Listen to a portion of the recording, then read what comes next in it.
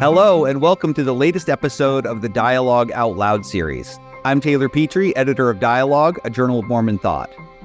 Today, we're excited to have with us Cristina Rosetti, an assistant professor of humanities at Utah Tech University, and among her many other accolades, the nonfiction book review editor at Dialogue.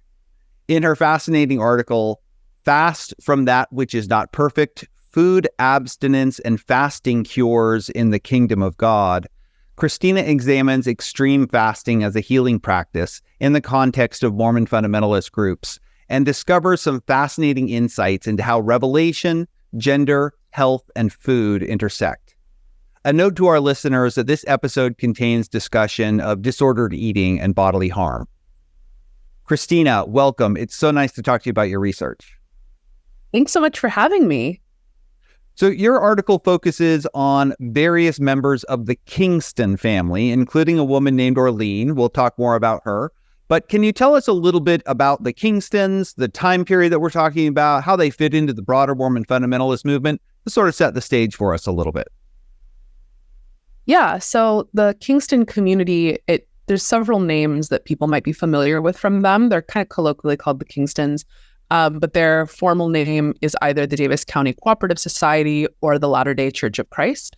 And they are a community that, like many people, their earliest leaders were excommunicated from the LDS Church in the early 1930s for the practice of polygamy. The first person who was disciplined by the church was a man named Charles W. Kingston. He's kind of the patriarch of the family.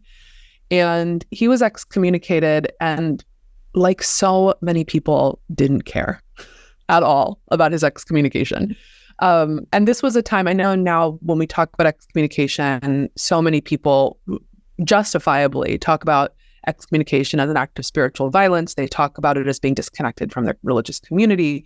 But in the 1920s and 1930s, being excommunicated from the LDS Church was just something that happened to a lot of people, especially for polygamy. And it didn't matter because it didn't stop people from being Mormon. And he was one of many that this happened to, and he kind of starts to think about joining another group. At the time, the Council of Friends, which is the early iteration of a solidified fundamentalist faith expression, had already started meeting. In 1922, fundamentalists really kind of start to meet together. And he goes down and kind of talks to them and sees maybe if his family can join with them. And the historical record is actually pretty unclear as to why that doesn't happen. But soon after that doesn't work out, his son, Eldon, has revelation. And the revelation, tale as old as time, tells him, you're the prophet now. And so he starts to solidify a group, mostly based on his family. And slowly people start to join. And that's the earliest expression of the Kingston group. People might be interested to know that, of course, they're polygamist, but in its early years, they were really focused on consecration. So this was a group that everyone's poor. The Depression has hit everyone, and they were really interested in bringing together like-minded people to live communitarianism. So that's its kind of earliest existence. So they're doing sort of, cooperative living, communal living, communitarian programs. They're practicing plural marriage. They are formally excommunicated from the church, and they're starting their own thing. So how does Orlean, one of the main characters that you talk about, how does she fit into this broader network? So Orlean is the daughter of Charles W. Kingston. Her brother is Eldon, the man who starts to receive revelations and become a prophet. And she was similarly excommunicated for the practice of plural marriage. She talks in her diaries about the experience of it. And again, she's so casual about it. She notes that she didn't get to speak in her disciplinary hearing, which was fairly common for women in that period of time.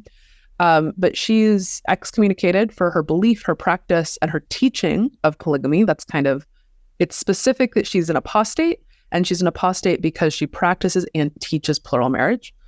Her husband becomes a promoter of the Kingston community as well as her sister wife.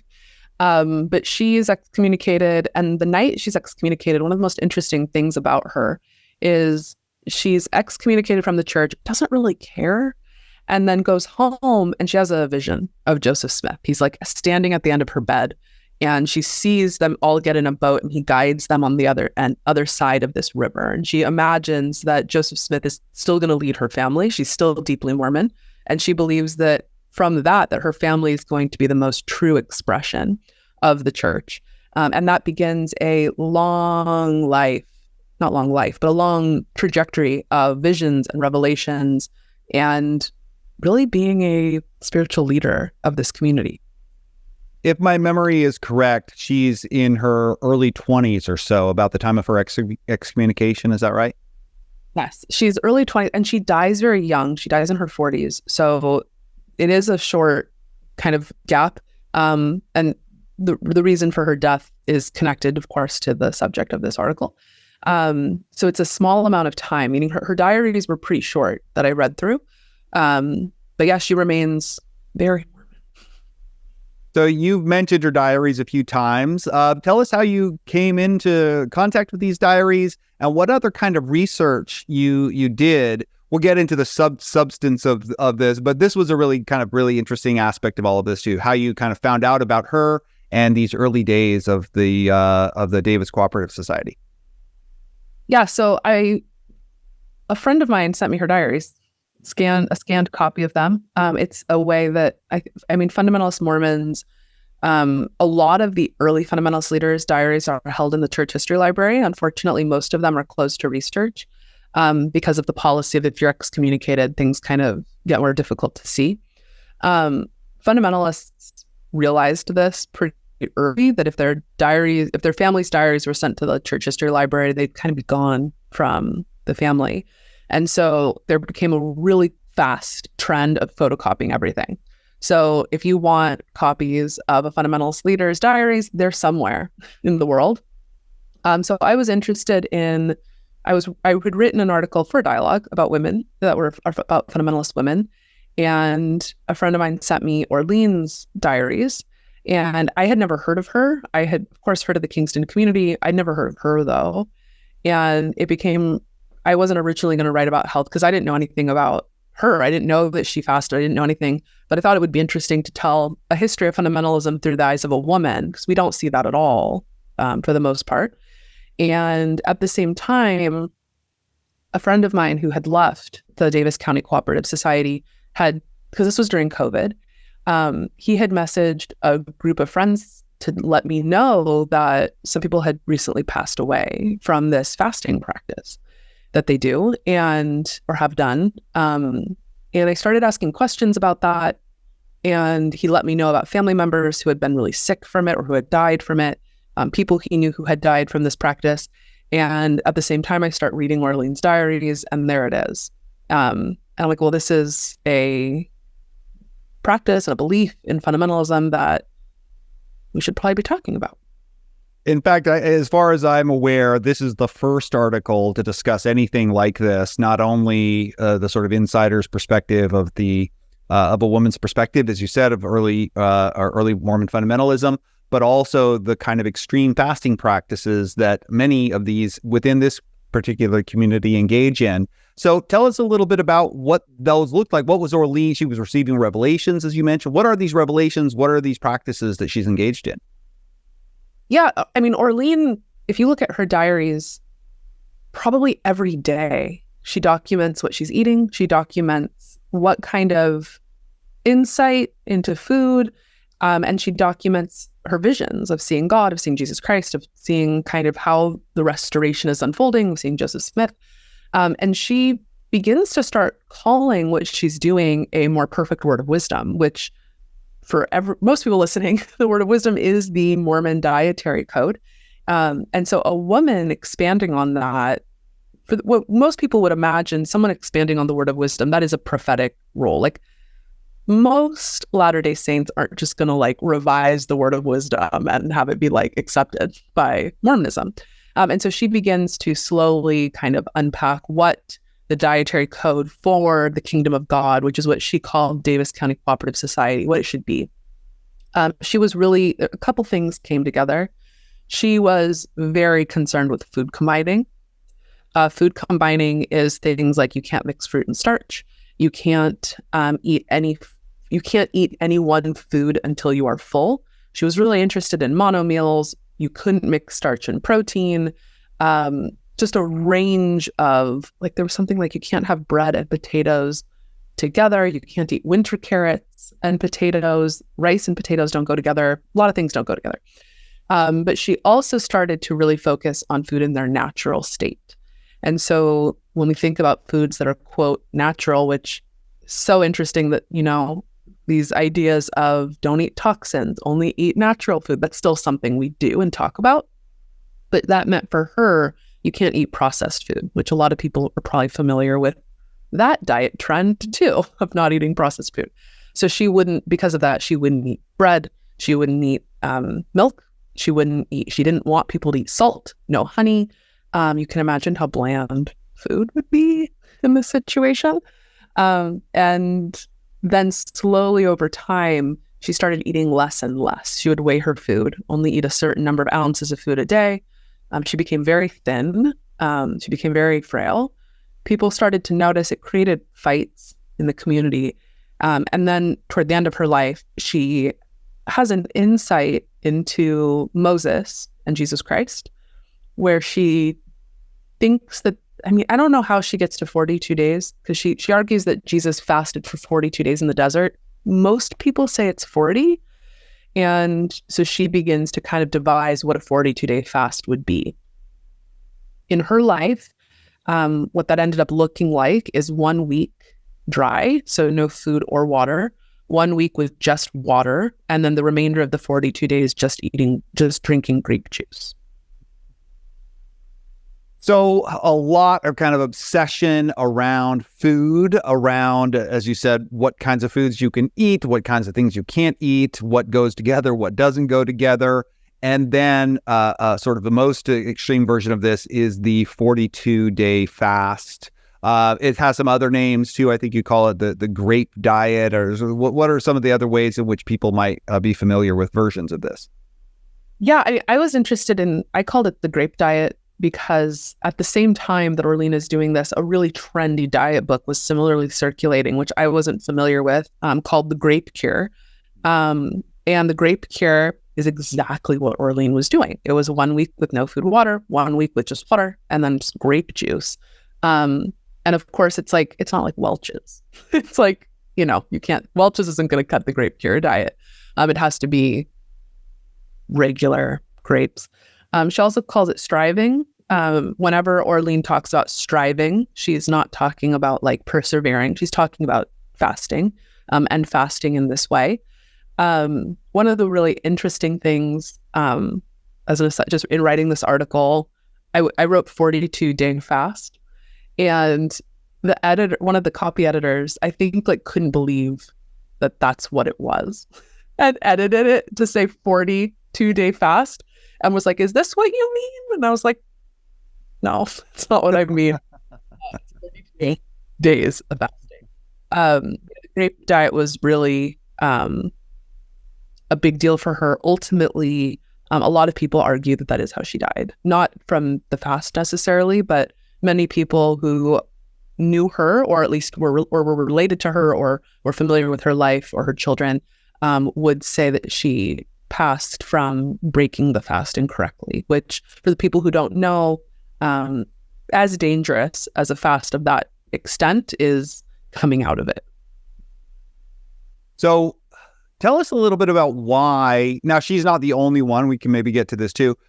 Other people in the community begin to follow her teachings on these things. But why was she making these arguments? And why was she practicing this approach to food here? What was the sort of spiritual benefit that she saw here? So she believed, like many people throughout history, that the body and the soul are connected. And I mean, again, that's not unique. I mean, medieval theologians have been saying forever that we're hylomorphic, that our body and souls are unities. And so she really saw that in an extreme way, that to discipline the body was to discipline the soul, and that she saw that you could have a spiritually strong being from a weakened body, that if your body is weak, your spirit has to be strong. And so fasting is kind of an easy way of doing this. It's a way, and none of these arguments are new. Mystics and visionaries and religious from many traditions have said that exact same thing. And so striving became a way of drawing close to God. And she would talk about how she would constantly say, and the Lord was very close to me, to close out diary entries of really intense days, of really difficult periods of fasting. One of the interesting accounts of her fast is she got an argument with her brother. Her brother becomes the prophet or the religious, I don't think he was called that yet, but becomes the religious leader of the community. And he continually tells her to stop it. He sees that this is bad for her. He sees that things aren't going well. And he sees that she's influencing other women, but he also sees that it's causing fights with her sister wife. Because how do you raise children like this? Do you raise them eating normal amounts of food? Do you raise them doing this? And so he was trying to get her to stop.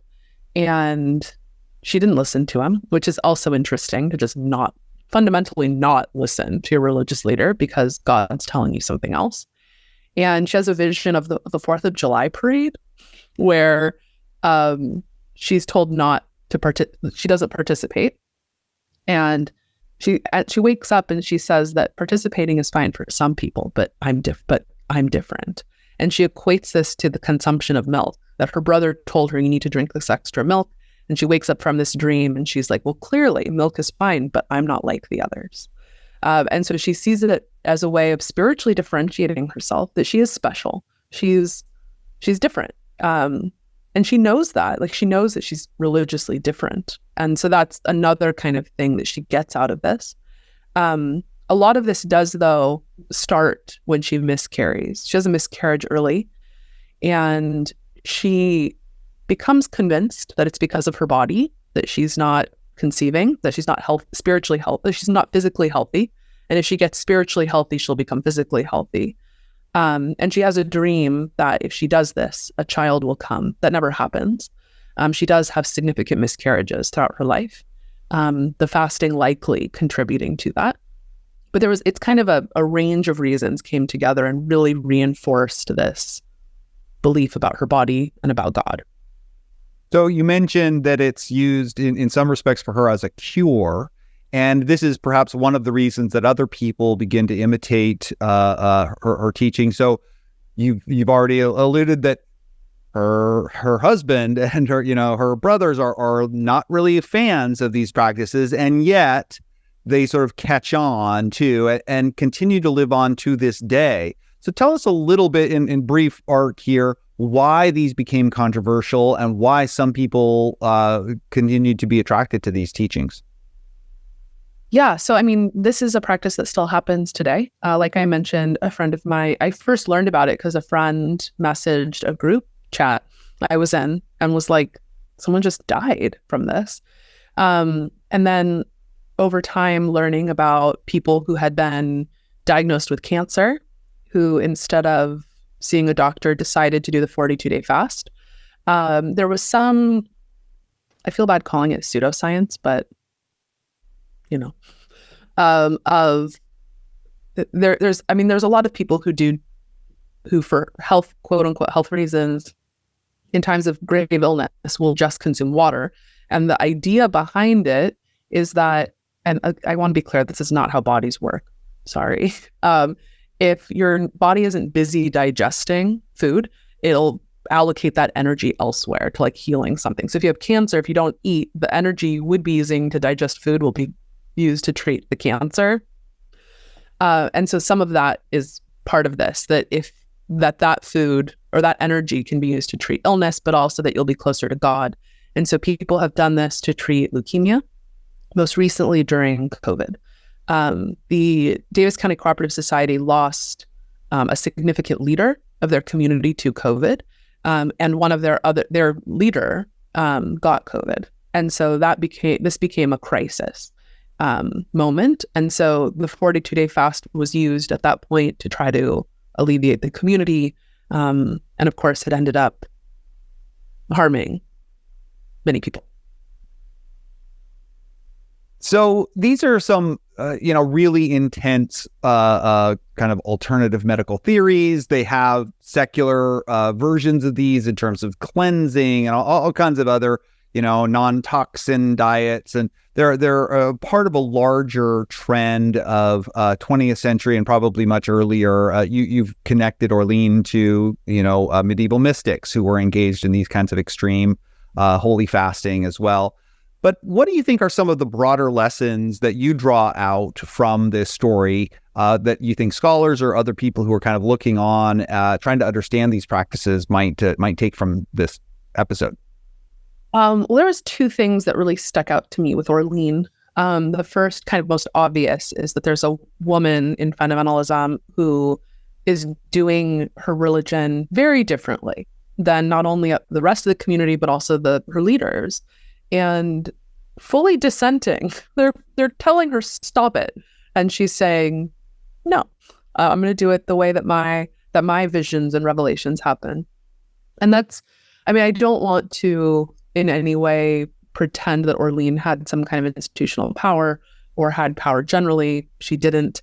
But that she was finding a way for herself to be part of this tradition that was very hard for it.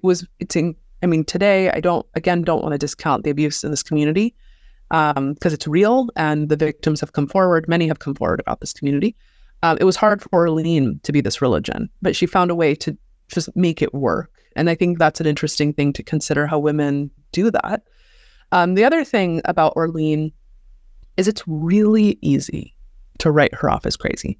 And it's really easy to write her off as just an anorexic or someone who's just sick. And what we forget is that in the time period she lived, fasting was actually most associated with men. And no one ever pathologized men for fasting. In the 1920s and 30s, this was a bodybuilding thing. This was like a bodily discipline. Like you were a stronger, better man if you were able to do this. But Orlean's just an anorexic in the would be considered that in the historical record. And so I think the way we think about her the way we think about women's bodies and illness and mental illness is really different and worth considering. And I connected her to Catherine of Siena, like you mentioned. Catherine of Siena is someone who means a lot to me. She's my patron, fun fact. And I love Catherine of Siena. But she also, she only, the end of her life, she only consumed the Eucharist. That's all she ate, and pus. But fun fact. And I don't think of her as crazy, but why I would be inclined to think Orlean has something wrong with her, but I would never think that of Catherine. And so the way that historical distance makes Catherine normal, but Orlean not, and that, Catherine is mine, she's part of my tradition, but Orlean's not. How we kind of imagine women from the past versus now, I think those are things worth considering. This has been so fascinating, Cristina. So thank you so much for joining us today to talk about this really intense episode in Mormon women's history and fundamentalism and thinking about these broader issues in the study of religion as well. We hope that our listeners have enjoyed the conversation and have learned something about food abstinence that one might encounter in religion. And if you'd like to learn more, we encourage you to check out Cristina Rosetti's article, Fasting from That Which Is Not Perfect, Food Abstinence and Fasting Cures in the Kingdom of God, in the summer 2023 issue of Dialogue, and to explore other resources on this topic there as well. To our listeners, thank you for joining us today. If you enjoyed this episode, please share it with your friends and colleagues, and don't forget to leave us a review or get in touch with any comments or questions. We hope that you'll tune in for future episodes of our podcast.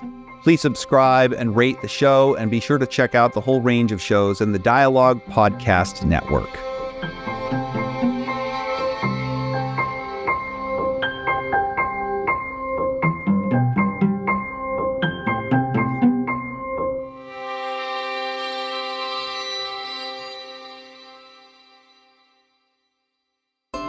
Hello, this is Andrew Hall, co-host of the Dialogue Book Report. Each episode, Cristina Rosetti and I talk to brilliant minds from the world of Mormon publishing. In recent episodes, we sat down with Christine Haglund and Terrell Givens to discuss the life and legacy of Eugene England. In upcoming episodes, we will be talking to novelist and 19th century women's rhetoric scholar Rosalind Eves about her recent young adult novel, Beyond the Mapped Stars, and the literature and religion scholar Charles Inoue about his memoir, Zion Earth, Zen Sky, and the Asian American experience within Mormonism. Subscribe to the show wherever you like to listen to podcasts, and check out our past episodes by going to dialoguejournal.com. Dialogue Podcast Network.